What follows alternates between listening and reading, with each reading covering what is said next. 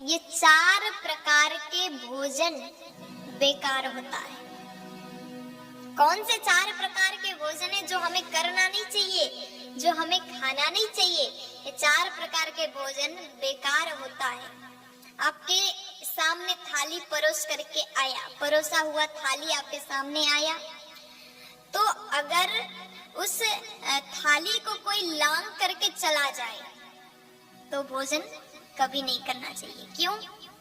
अगर कोई व्यक्ति आपके थाली को लांग करके चला जाता है तो वो भोजन नाली का कीचड़ समान हो जाता है, इसलिए वो भोजन कभी करनी नहीं चाहिए। उस भोजन को आप त्याग दीजिए, उस भोजन को नहीं खाना। और दूसरे नंबर में है, परोसा गया थाली में अगर कोई ठोकर लगा करके चला जाए, ठोकर लग गया, पैरों से लग गया, तो भोजन को ग्रहण नहीं करना चाहिए। कभी भी ऐसा आप मत करिएगा, भूल से भी मत करना।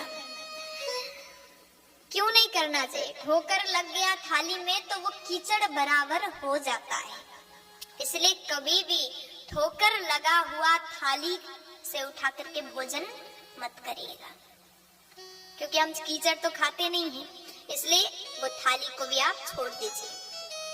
तीसरे नंबर में, कई बार ऐसा होता है हम भोजन कर रहे होते हैं और बीच में बाल आ जाता है, बाल आता है तो हम वो भोजन को नहीं कर सकते। अगर खाते खाते भोजन में बाल आ जाए तो उस भोजन को कभी भी आप मत करिएगा, छोड़ दीजिएगा। क्यों? अगर ऐसा भोजन अगर आप करते हैं तो वो भोजन दरिद्रता प्रदान करता है, इसलिए बाल गिरा हुआ, इसलिए कहते हैं माताएं जिसका लंबा बाल हो, जिस बहन का लंबे बाल हो, खुले बाल करके रसोई घर में ना जाए, रसोई घर में कंघी ना करें। रसोई घर में कंघी करने से बाल गिरता है और भोजन में उड़ करके चला जाता है। वो भोजन खाने से वो भोजन हम ग्रहण करते हैं, बाल मिलता है तो दरिद्रता प्रदान करेगा, इसलिए बाल गिरा हुआ भोजन भी करना नहीं चाहिए। और चौथे नंबर में बताते हैं कि पति और पत्नी एक थाली में भोजन ना करें, है ना? अब देखो यहाँ माताएं हंस रही हैं, क्योंकि जमाना, आज के जमाने में सब लोग ऐसा ही करते हैं। पति और पत्नी, पहले घर के बड़े बुजुर्ग खा करके चले गए।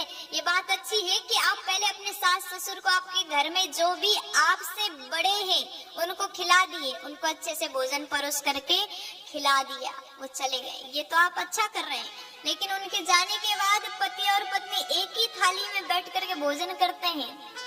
आज के नए जमाने के लोग सोचते हैं कि हम बड़ा अच्छा कर रहे हैं। कभी भी गलती से भी ऐसा आप मत करिएगा। अगर आप ऐसा करते हैं तो वो भोजन शराब समान हो जाता है। पति और पत्नी एक थाली में एक साथ भोजन करे तो मदिरा समान हो जाता है। और आप कहो मदिरा तो आप खाते, ग्रहण नहीं करते, पीते नहीं हैं, तो एक थाली में भोजन करना बंद कर दीजिए। अच्छा, यहाँ कहते हैं पति पत्नी एक थाली में नहीं कर सकते, तो क्या करना चाहिए? कुछ माताएं, ये ऐसा भी मैंने देखा है, पुरानी माताएं, दादियां अपने पतिदेव के थाली में भोजन करते हैं। क्या ये गलत है? आपके मन में ये सवाल आ रहा होगा कि पतिदेव खाते हैं तो उसी थाली में हम खाते हैं, क्या ये भी गलत है? ये भी हमें छोड़ देना चाहिए? अगर आप ऐसा करते हैं तो आप कोई गलत नहीं कर रहे हैं। अगर आपके पति ने भोजन कर लिया, भोजन करके वो उठ करके चले गए और आप उसी थाली पर, उस थाली को धोए बिन, साफ किए बिन उसी थाली में भोजन करते हैं, तो आप ये कार्य आप कर सकते हैं। अगर आप ऐसा करते हैं तो तीर्थों के प्रसाद समान फल आपको मिलता है, इसलिए पति के थाली में पत्नी को खाना चाहिए। अब मैं ये नहीं कहूंगी आप खाओ ही, आप, मैंने कह दिया तो आप उसी थाली में खाओ, ये ऐसा मैं नहीं कहूंगी। जो आपका मन करे, अगर आप करती हैं तो कर लो, आपका मन नहीं है तो आप दूसरे थाली में खा सकते हैं भोजन। लेकिन ये 4 प्रकार के भोजन कभी भी मत करिएगा। जो मैंने अभी बताया, इस बात को और लोगों तक पहुंचाइए, शेयर करिए, ताकि ये नियम जो है सबको पता होना चाहिए। हर व्यक्ति को ये ज्ञान होना चाहिए। ये 4 प्रकार के भोजन सर्वदा निषेध। प्यार से बोलो राधे